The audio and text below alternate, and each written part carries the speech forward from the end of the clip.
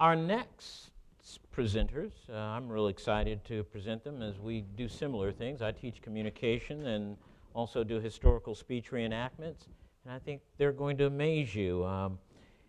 The Titanic Heroes. What happens when you take a passion for history, speech, and writing, and mix in a close sibling relationship and the desire to do good things? You get Titanic Heroes TM. Created by brother and sister duo Benjamin and Cady Crosby. When Benjamin was 12 years old and his sister was 14, they teamed up to bring an idea to reality. They asked themselves, what if we could inspire ourselves to always do our best while sharing stories about the things we love? With encouragement and mentoring from others, they created Titanic Heroes TM, an educational nonprofit organization dedicated to sharing stories of self-sacrifice, heroism, and virtue. So without further ado, the Titanic Heroes. Think about this question for a moment. Who is your hero? According to a recent nationwide study of American teens conducted by the Barron Institute, only half of American teens have a hero. Of those, more than half stated their heroes to be a musician, movie star, or athlete. Teens were also twice as likely to name Superman and Spider-Man as they were to name Abraham Lincoln, Gandhi, or Martin Luther King Jr. This all goes to show that people my age don't understand what true heroes are and why they're important. So why do we need heroes anyway? True heroes teach, challenge, and inspire us. A true hero teaches us. Martin Luther King Jr. was a famous civil rights activist in the 1960s.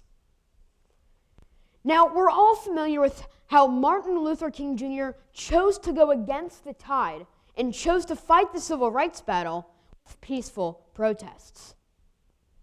He swayed many people over to his side of thinking by his persuasive speaking. He didn't need to start street riots. He convinced people of his side with logic, persuasion, and deep-founded passion. When we learn the story of Martin Luther King Jr., we are inevitably taught something. Not only are we taught about the story of the man himself, but in order to learn his story, we also have to delve into the historical background of the time in which he lived. When we do this, we find out about the civil rights movement of the 1960s and the different ways that people used to express their opinions. We learn about the key figures of the racial debate: Gandhi, slavery, racial segregation, and much more. By learning the story of heroes like Martin Luther King Jr., we have a way to weave the facts about the time in which he lived into the fabric of his life. And then these facts become meaningful and memorable. Stories of heroes like Martin Luther King Jr. teach us. Stories of heroes also challenge us. Clara Barton was an incredibly shy young girl. She loved helping people, but it was an almost overwhelming battle every day to get her to just say hello to one of her parents' friends. Although her family and close friends tried to help Clara get over her fear of speaking to others, it became apparent that the little girl was destined to a life of self-inflicted loneliness. That all changed when her older brother fell off the loft in a barn. Clara immediately leapt into action and began helping David, giving Dulce directions on how to best take care of him. Clara insisted on being David's nurse until the doctor arrived. And when he did arrive, she consulted him on how to best take care of David. Later in life, Clara realized that her calling was to become a nurse. But she also recognized that this absolutely meant overcoming her own fears in order to talk with and aid others. But because this is what she knew she was called to do, she did it. Stories of heroes like Clara Barton challenge us. It's not easy to do things that are difficult for us. it's much easier to just stay where we are and not deal with the discomfort of new experiences. Many of us know Clara Barton as the Civil War nurse who founded the American Red Cross. But it is by studying her as a hero that we learn of her extreme shyness as a young child and what she had to overcome to fulfill her calling. When we hear the story of Clara Barton, we are challenged to ask, what would I have done? Would I have been willing to overcome my fears in order to do what I knew was right? Stories of heroes like Clara Barton challenge us. Stories of heroes also inspire us. Mother Teresa of Calcutta was a simple nun who wanted to help the poor, suffering, and dying in any way that she could. She saw them lying on the streets of Calcutta, India, completely destitute and desperate for help. She saw the appalling conditions in which they lived and knew that they deserved a bed to lie in, food to eat, and someone to nurse their wounds. Mother Teresa didn't start out with the mission of creating a worldwide organization. She just wanted to help one person at a time in a significant and meaningful way. Little did she know that her work would inspire others to help as well.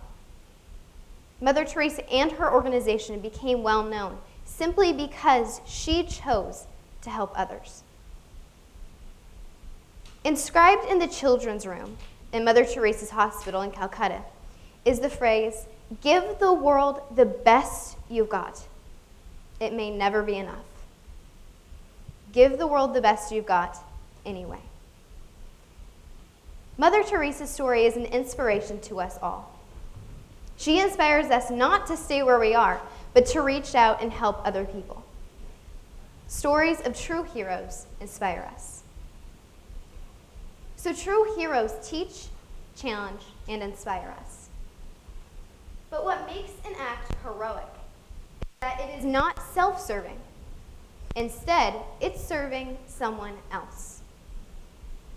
The stories of heroes and what makes a hero is what inspired Benjamin and I to create Titanic Heroes and what we call the 3G principles. These are give what you have, give more than you take, and give it your all. To better understand what the 3G principles are, let me ask you another question. What is the first thing you think of when you hear the word Titanic? If you're over 40, you're most likely thinking of the actual accident to the gigantic liner, the RMS Titanic. You think of the horrific night of April 14th, 1912, when this ship struck an iceberg and sank.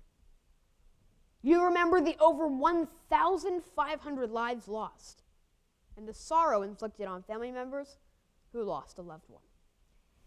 Chances are, if you're under 40, you're most likely thinking of the James Cameron blockbuster by the same name. You remember the forbidden love between Leonardo DiCaprio and Kate Winslet and the stunning special effects. But the latter has never been the true legacy of the RMS Titanic and her doomed maiden voyage.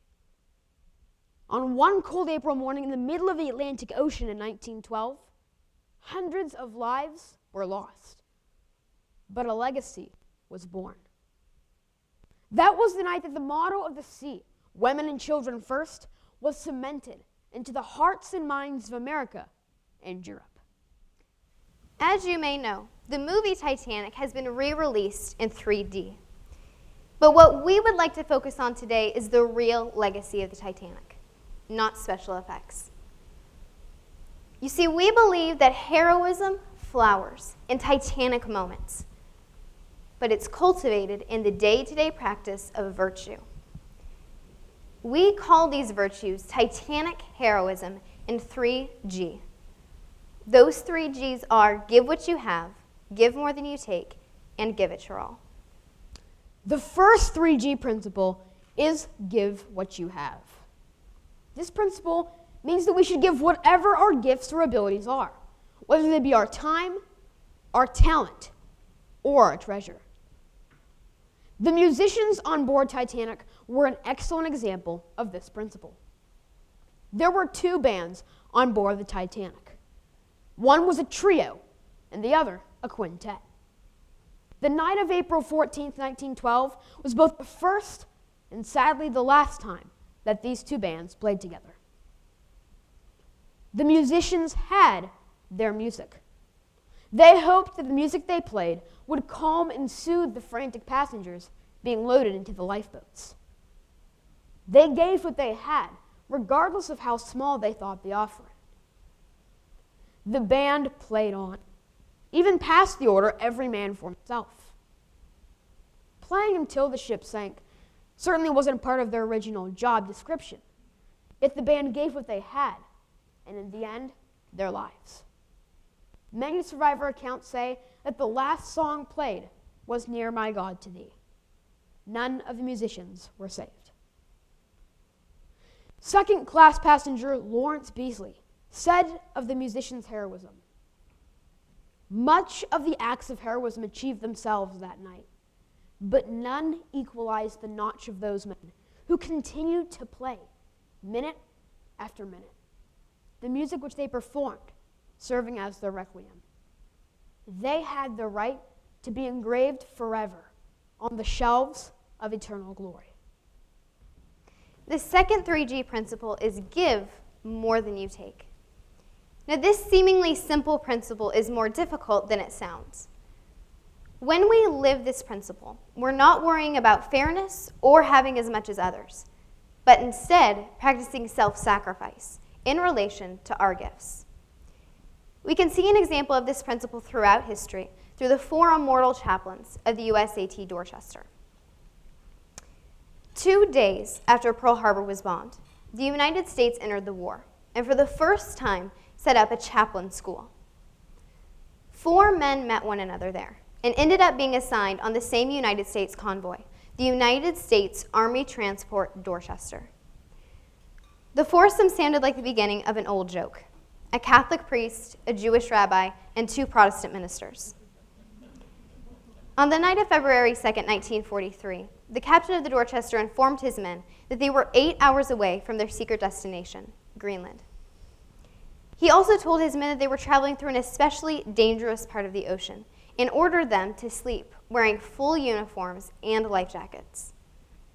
However, the heat in the bowels of the ship was sweltering, so most of the men disregarded their captain's order. At 12:55 a.m. on February 3rd, 1943, the Dorchester was struck by a German torpedo.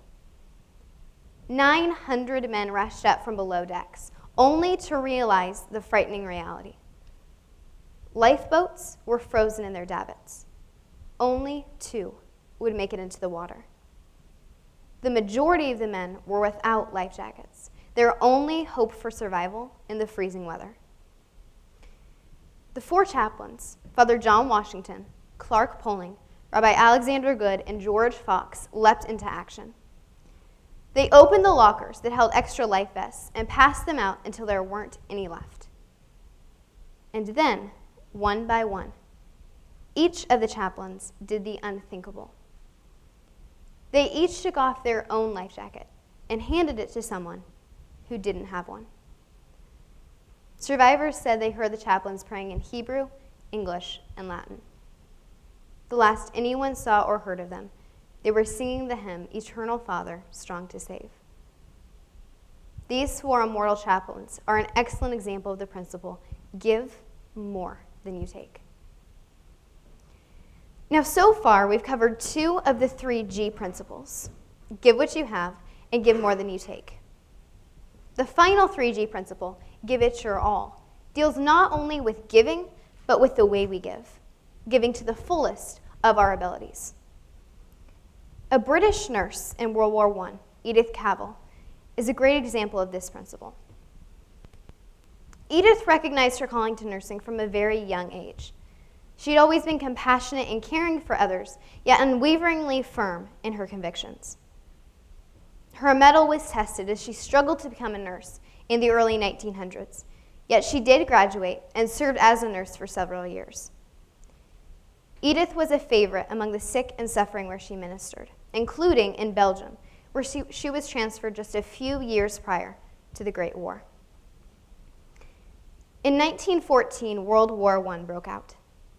Belgium was placed under German occupation, and stringent rules and precautions were taken to ensure that no one helped the Allied forces. However, Edith felt that it was her responsibility to aid soldiers no matter what their nationality. So she continued to nurse German soldiers as directed. But she also took in over 200 Allied soldiers, saying, "I cannot stop while there are lives to be saved."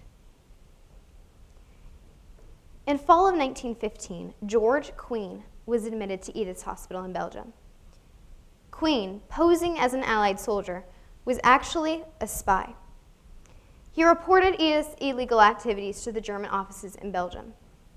Edith was immediately arrested, tried for treason, and in just 10 weeks was sentenced to death. Despite international pleas for mercy, Edith Cavell was executed by the firing squad on October 12, 1915. Even those on the firing squad recognized Edith as an example of give it your all, as many of them fired wide, and one of them refused to fire at all. Edith's story is an example of the principle give it your all. She recognized that simply being a good nurse wasn't enough, saying, "Patriotism is not enough. I must have no hatred or bitterness towards anyone." A true hero is one that lives the 3G principles. Give what you have, give more than you take, and give it your all. By learning the stories of these heroes, we allow these stories to teach, challenge, and inspire us in our lives today. So to go back to our first question, who is your hero? If you don't have one, look for one. We all need a hero. Because as Bernard Malamud once said, without heroes, we are all very plain people and don't know how far we can go. Thank you.